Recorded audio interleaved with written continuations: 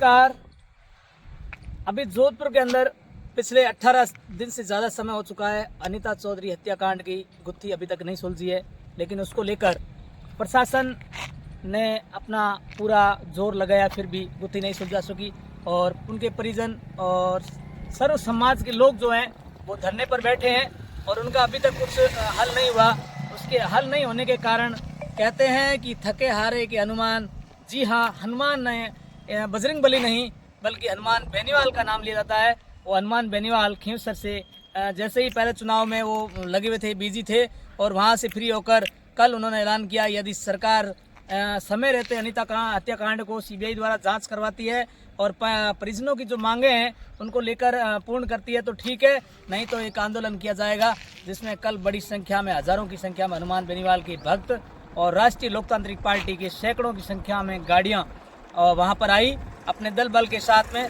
रात को करीब 3 बजे तक वहां पर बैठे रहे। 3:30 पर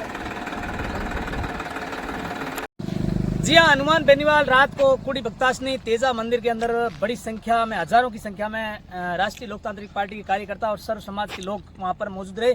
गुलाबी रात जैसे ठंड बढ़ने लगी वैसे भी उनकी जनता की है और हनुमान बेनीवाल के बीच में बड़ी संख्या बढ़ने लगी और रात को करीब 3:30 पर सरकार के प्रतिनिधि भैराराम सियोल जो ओसिया विधायक है वो और वहाँ संभागीय आयुक्त वगैरह और जितने वरिष्ठ अधिकारी थे उन्होंने मंत्रणा करने के बाद में हनुमान बेनीवाल के पास पहुंचे और हनुमान बेनीवाल और उनके परिजनों की जो मांग थी अनीता चौधरी हत्याकांड को लेकर, उन सबसे बड़ी मांग थी 1 करोड़ रुपए और एक को नौकरी देने का जो था और जांच में सीबीआई को सौंपना और उसके मुख्य बिंदु ये थे उनको लेकर जांच के अंदर जो था वो 3 कारणों में कहीं ना कहीं सरकार का नहीं मानना। रात को उन 3 कारणों को माना गया जिसमें पहला था 50 लाख रुपए, 1 करोड़ की जगह 50 लाख रुपए देना स्वीकार हुआ। दूसरा एक परिवार के सदस्य को नौकरी और तीसरा था जांच को सीबीआई के द्वारा करना। हनुमान बेनीवाल पहले भी कह चुके हैं कि इस हत्याकांड के अंदर भाजपा के बहुत बड़े नेता भी हो सकते हैं, ऐसी संभावनाएं बताई जा रही है और उन्होंने पहले भी कह दिया था कि ये भावरी कांड का दूसरा रूप भी हो सकता है। अब ये तो आने वाले समय ही बताएगा और सीबीआई की जांच के बाद ही पता चलेगा कि अनीता के हत्याकांड को किसने अंजाम दिया और उसमें कौन कौन शामिल है, क्या क्या है। मैं आपके सामने हमेशा न्यू अपडेट लेकर हाजिर होता रहूंगा और देखिए इनकी लाइव रिपोर्ट। और अब अपना एक ही मकसद सबका है कि इस बेटी को न्याय कैसे मिले। वो दरिंदे जो पर्दे के पीछे, लेकिन भारतीय जनता पार्टी के नेताओं के नाम आ रहे हैं और दुर्भाग्य देख यहां से आपके कैबिनेट मंत्री भी जोधपुर से, दिल्ली के अंदर उनको बात करनी चाहिए परिजनों से, उनको अपना बयान देना चाहिए, भजनलाल जी को बयान देना चाहिए। इस जोधपुर की अनीता जाट हत्याकांड जो हुआ इस मामले का भजनलाल को कहना चाहिए कि इसको इस तरीके से करें, अपराध के सीबीआई को ट्रांसफर कर देना चाहिए।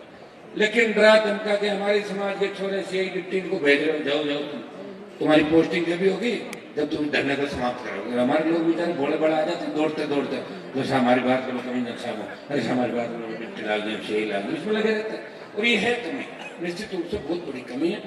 जो व्यक्ति आगे आ गया वो पीछे वाला का ध्यान नहीं रख रहा और जो पीछे वही हमारा ध्यान रख रहा है। जो आगे आ गया ना वो तो ध्यान रखेंगे, उन्हें इस बात को निकालो। उनकी सोच समझ जब लौटती है, जब उनके खुद के पीड़ा होती है, सस्पेंड होते हैं, एपीओ होते हैं, नोटिस आता है तो उनको समाज की याद आती है और नहीं तो डंडा मार के ला 5,000, ला 50,000, ला लाख, मुझे क्या लगना, मैं तो थानेदार सीआई डिप्टी लगाऊं, एसपी लगाऊं। तो भाइयों यही तो दुर्गति हो क्या।